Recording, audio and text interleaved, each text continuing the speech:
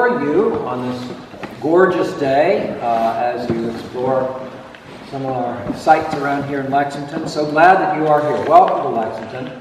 Welcome to R.E. Lee Memorial Episcopal Church. I'm David Cox. I was the rector here, priest, from long enough ago I can hardly remember, 1987 to 2000, and I'm still around. I'll also be with you tomorrow morning down at Natural Bridge, so I get to see you then as well. This is, as I said, it's R.E. Lee Memorial Episcopal Church, and it does have a connection, you know, after all, Lee being who he was a parishioner of this congregation. He was very active. In fact, his last public occasion, as you may know, was at a meeting of the vestry, the governing board. He walked down from his home, now called Lee House, to the building that then existed just a little bit closer to the street. It was a brick building, looked kind of like some of the Presbyterian churches that you might see in this area. And it had become too small. It was dilapidated after the war. They tried to fix it up, but they also found that it was too small.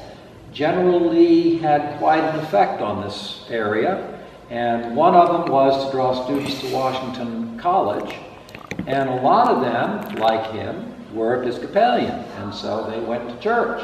He went to church, they went to church. Set a good example, and suddenly the church, as it was too small for them. So at that last meeting, Lee, as the head of the vestry, and they faced two big problems. Number one, how to pay the rector because money was in such short supply.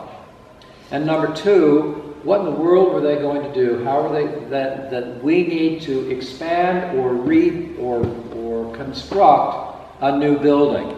And that's always impressed me, that combination of dealing with the difficulties, the financial stringencies of the moment, and yet having a vision for something that is greater. I think that's really what he brought to Washington College, and he brought that to the church as well. So what they did when the trustees at Washington College were renaming the school for Washington and Lee as a university now, the vestry here was deciding to build a new building, and it would be a memorial to their most famous parishioner, Robert Edward Lee. So Grace Church became Grace Memorial Church. But I suspect that ever thereafter, particularly once it was built, it was called General Lee's Church. And so in 1903, the vestry again changed the name to R.E. Lee Memorial Church. So, and then just last year, the vestry added the name Episcopal to clarify that, because people were always asking, and there's still the question now, is this Lee Chapel? No, that's Lee Chapel's over there. This is Lee Church. There's a little confusion. We can't get beyond that. Anyway, the church was started in the 1870s, finished finally in 1886. It is largely as you see it, with a couple of exceptions.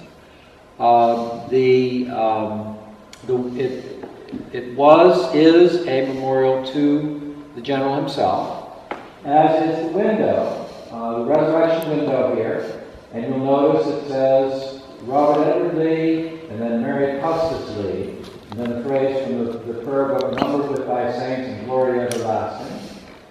The cross is also given in Lee's memory.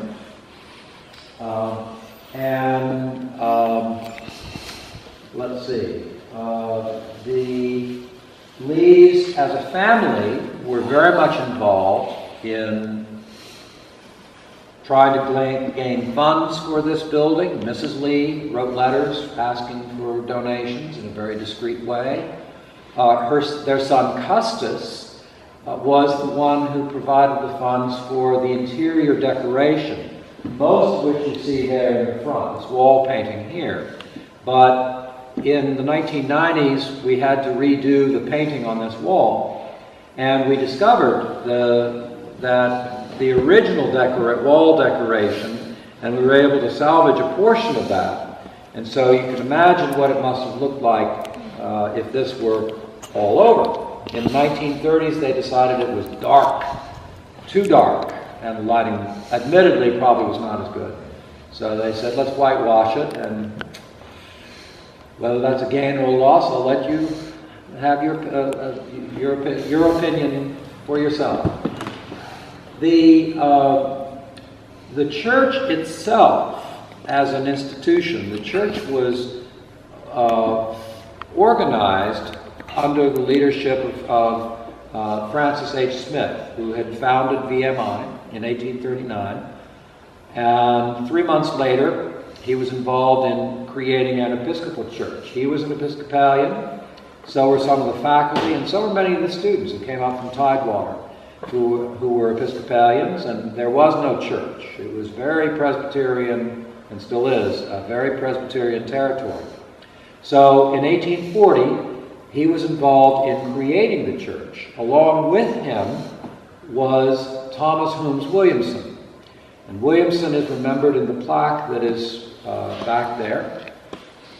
Williamson was professor of engineering. And won't you come in? You're welcome to join us. Williamson was a professor of engineering. And so in 1868, when President Lee had, or 1866 I should say, when President Lee had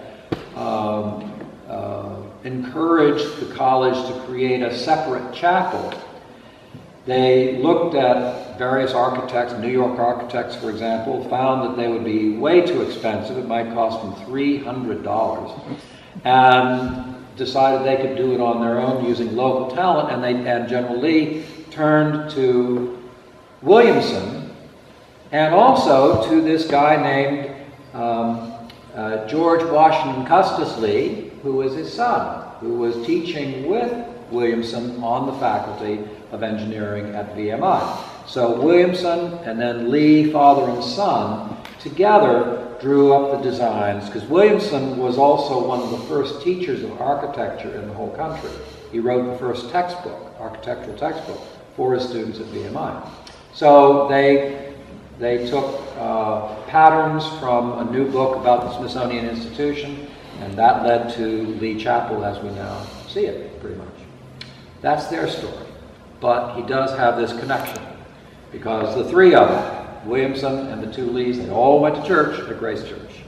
So, so we have an affinity there. Some of the features of the building, and then I welcome your questions.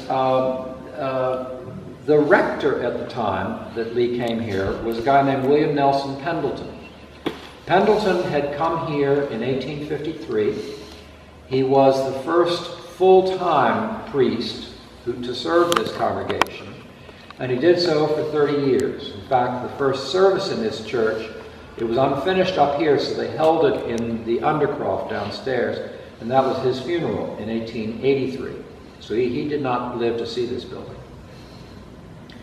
Pendleton had gone to West Point shortly after Robert E. Lee had been there, and they overlapped by a couple years. And when the war broke out, Pendleton signed up with the Rockbridge Artillery and rose through the ranks to be Lee's commander of artillery at the end of the war.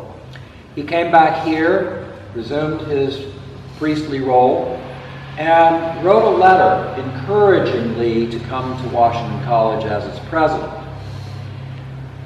which he did. And Pendleton was very involved in the college, in leading services at Lee Chapel and in doing some teaching, as of course Lee was involved in the parish that Pendleton headed.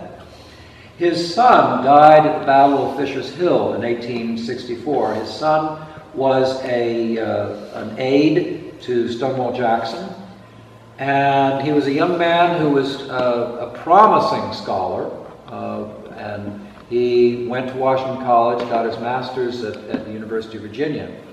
And he was killed in the Battle of Fisher's Hill, and that is remembered in this window over here.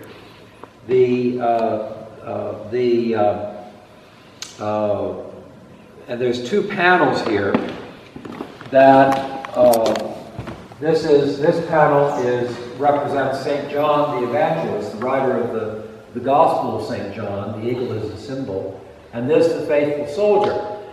When we were redoing these windows, this part here was covered over, and it was only after it was reinstalled that I noticed that there is an error in this, because this says here, faithful unto death, and here, the beloved disciple. Well, John is known as the beloved disciple. Well, this should be going here, and this, faithful unto death, should be going here. Then I noticed they misspelled his name. It's Alexander, of course. So, oh well. Oops. There's also, and in the scavenger hunt, realm of scavenger hunt, there is also, we found out, a typographical error in the font, the baptismal font over here. So I defy you to find it. See what you can do. Of the windows here, the most tragic for me is this one over here, that the memorializing the two Norgrove brothers who died within 3 days of each other in the war. And it brings to mind the incredible sorrow that the whole nation, North and South, the sorrow that conflict engendered. So, let me pause to see if you have any questions so far. Yes, sir.